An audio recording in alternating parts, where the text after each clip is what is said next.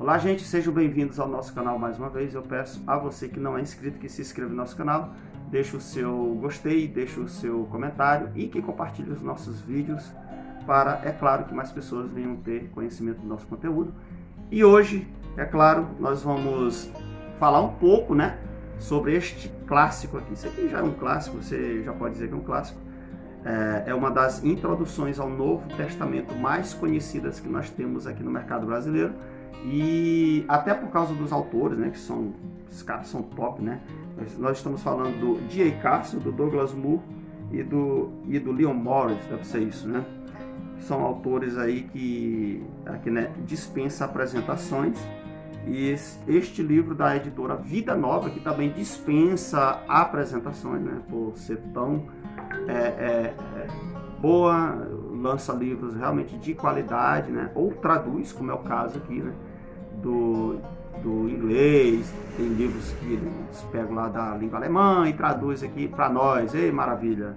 Só que mesmo assim, nós ainda temos poucas literaturas com esse viés. Então a gente sempre pede assim para que as editoras, elas façam mais essas traduções desses materiais top assim de linha, para quem é pesquisador realmente da palavra de Deus e que ama a palavra, sempre quer ter as novidades em mãos para fazer aquele estudo bacana para a sua igreja. Então, gente, nós vamos trabalhar um pouco sobre esse material aqui e vamos mostrar o que ele tem aí para possamos aproveitar ao máximo desse conteúdo. Vamos dar uma olhadinha nele aí? Então, gente, vamos apresentar o livro aqui, Esse livro, ele é um livro, não é um livro pequeno, tá bom? Ele é um livro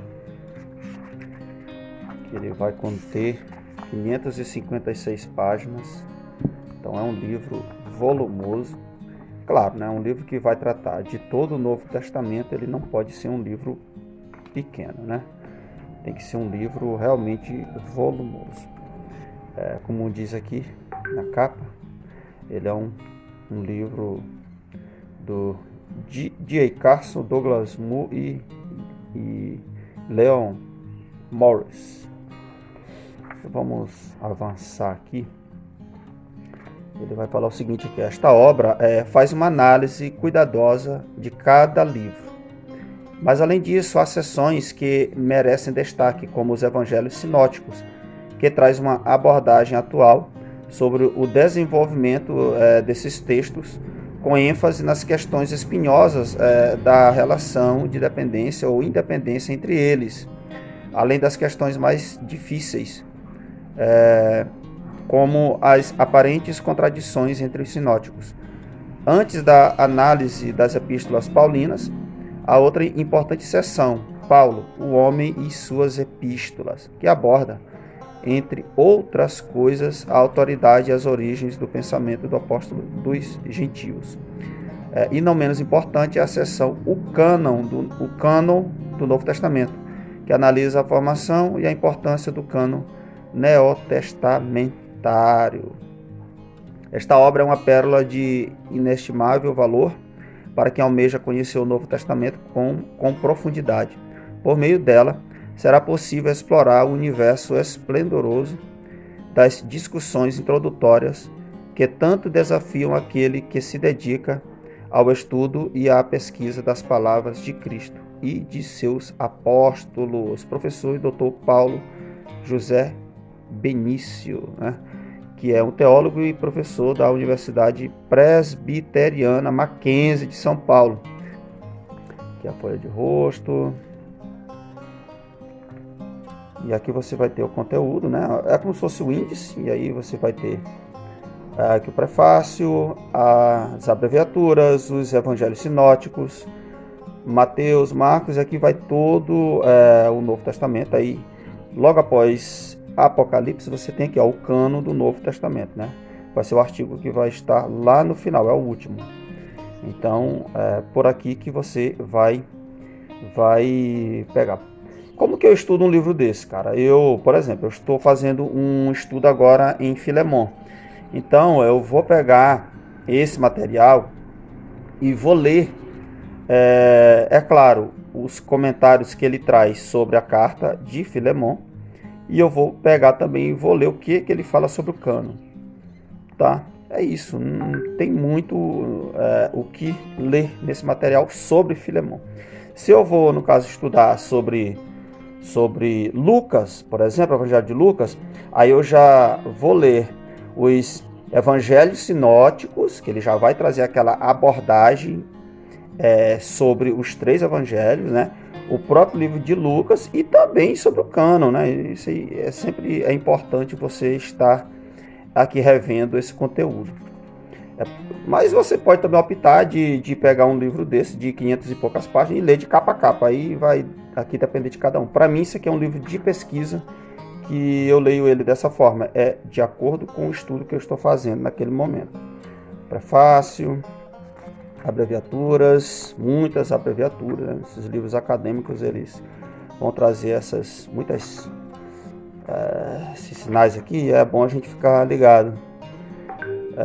Aqui ele vai começar a falar sobre os evangelhos sinóticos, a evolução dos evangelhos sinóticos, etapa de tradições orais, a crítica da forma. Muito bom esse assunto aqui, você está por dentro desses assuntos. Ele vai trazer também as abordagens dos liberais, o que é que eles, no caso, achavam dos sinóticos. Vamos avançar mais aqui. Ele vai ter muitas tabelas interessantes de comparação de passagens entre os sinóticos. Por exemplo, aqui, ó, a cura de um paralítico. Então ele vai trazer nos 3 livros aonde que esta passagem vai estar e as diferenças entre cada uma delas. E ele vai trazer uma explicação, é claro, o porquê dessas diferenças, tá bom? Aqui ele vai comparar os 3 evangelhos sinóticos, aonde que eles trazem as mesmas histórias. Você percebe aqui, ó, aqui você tem as perícopes, né, ou seja, as histórias, e aqui você vai ver que Mateus, ele pega Mateus aqui como o primeiro livro aqui, né, nessa coluna, e você vai ver que Marcos e Mateus, eles contêm mais histórias, né, ou seja, iguais, enquanto que Lucas, ele vai também conter algumas, mas Lucas, ele parece ser mais independente. Claro, Lucas, ele foi um pesquisador e historiador, né, como muitos dizem, e por isso que o livro de Lucas é até maior e contém histórias que só nele vai ter também, né. Aqui ele vai falar sobre a relação entre os 3 evangelhos, quem que depende de quem. Por exemplo, Marcos, ele veio primeiro, ou seja, Marcos no meio, né. Aqui ele já vai colocar aqui, né, Mateus e Lucas como sendo independentes de Marcos, ou seja, Mateus e Lucas independentes de Marcos. Então ele vai trazer muitos desses gráficos interessantes aqui, tá bom? Mas aqui, ó, tem uma parte interessante sobre Marcos. É bom ler um trecho do livro para que vocês entendam o que é que esse material vai abordar. A primazia de Marcos, ou seja, Marcos como sendo o primeiro livro a ser escrito, né? Ele vai dizer aqui o seguinte: a primazia de Marcos. Até o século XIX, a maioria dos cristãos supunha que Mateus fora o primeiro evangelho a ser escrito.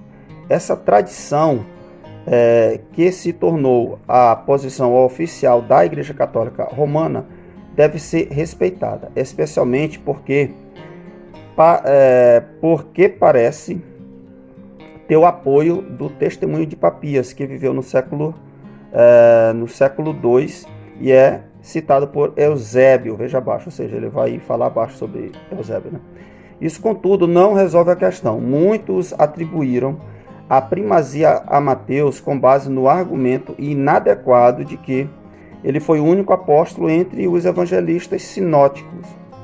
Olha só, então isso aqui foi uma abordagem feita, né, para dizer que Mateus foi o primeiro evangelho a ter sido escrito. Por quê? Porque ele foi o único dos 12 entre os 3 sinóticos, né? Então, vamos ver mais aqui o que é que ele vai falar. Outra tradição igualmente forte sustenta que Marcos escreveu o seu evangelho com base na pregação de Pedro. Aí ele diz aqui, para ver a introdução de Marcos, né? Que aí lá ele vai falar melhor sobre isso. Isso torna difícil que Marcos dependa de Mateus. Uma vez que raramente se defende a primazia de Lucas, a principal alternativa à primazia de Mateus é a primazia de Marcos. Porque um número tão grande de eruditos tem se convencido de que Marcos é o evangelho que está por trás tanto de Mateus quanto de Lucas.